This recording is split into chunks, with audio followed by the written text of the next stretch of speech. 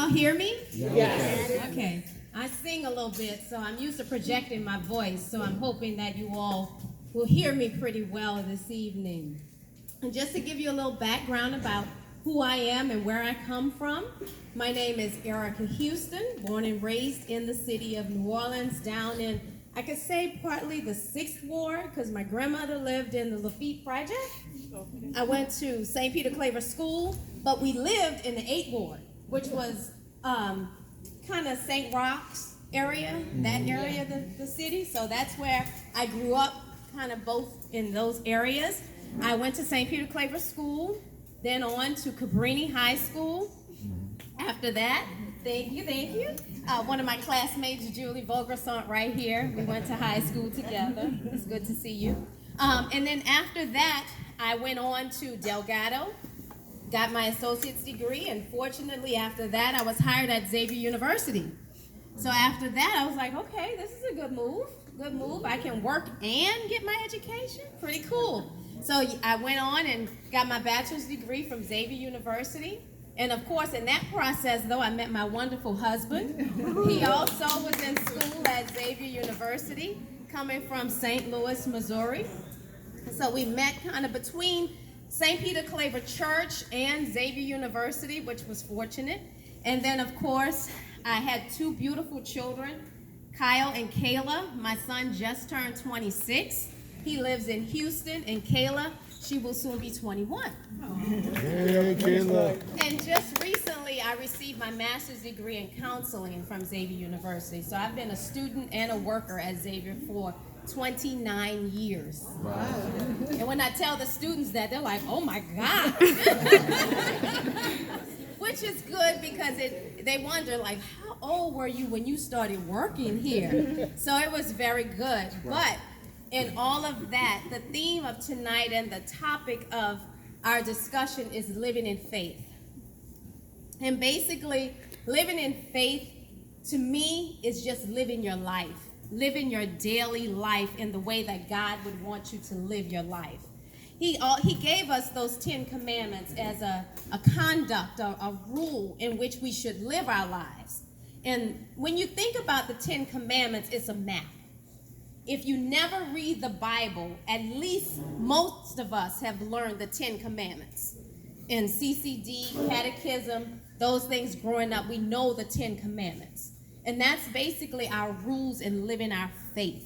The first 4 of them, you think about it, the first 4 is about our relationship with God. How we should live it, how we should conduct ourselves. And then the other ones, the remaining ones, which is the majority, is how we should conduct ourselves in each other. Living our daily lives with each other. So if we look at that as our roadmap to living our lives in faith, it's pretty easy, y'all. It's just 10. And if you live your life in faith, you will live your life in the way that God would want you to live it. Treating Him and then treating each other. In faith, we live our lives daily doing things we don't even think about. When we get up in the morning and we step out the door, we step out on faith. Because if we look at the news today, there's so many things that's going on in this world, we have to step out on faith. And what kept coming to my mind is faith, living in faith, living in faith. What does that mean? I grew up in St. Peter Claver Parish, and for the majority of those years, Father Michael Jacques was our pastor for 30 plus years.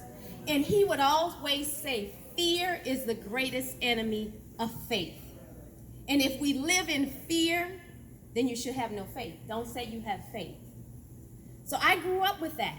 Fear is the greatest enemy of faith. And I wrote some things down, but as I was in church today and thinking about things and going over what I was to say today, that kept ringing in my mind and in my heart.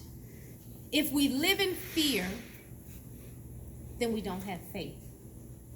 If we pray daily, then we have faith. Most people today, and I know a lot of young people, we struggle with having our young people, getting them to church and doing the things that they need to do because they feel a conflict there with them.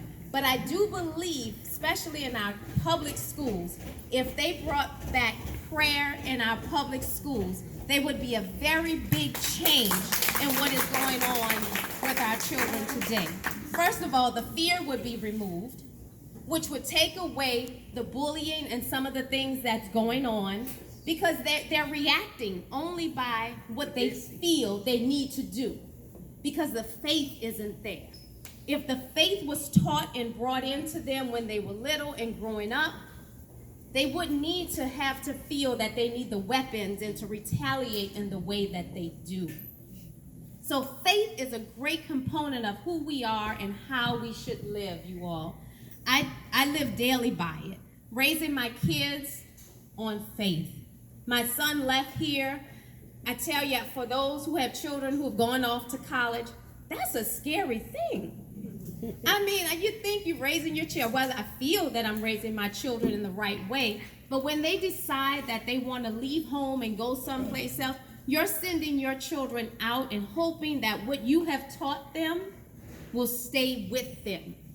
Because they don't always tell you while they're with you, of course, Mom, you did a good job, or Dad, thank you for doing what you did. They don't. It's only once they leave you feel and you see in their actions what you have taught has stayed.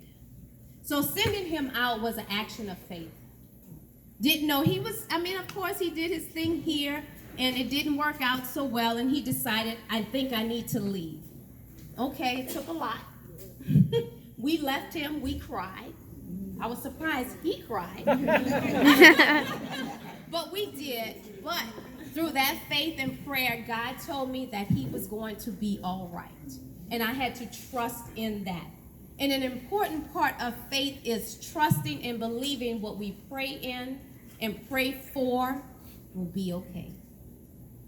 The biggest component of faith is trusting and believing what we cannot see, but believing that it will happen. And that's what I have believed in, and that's what I live by today.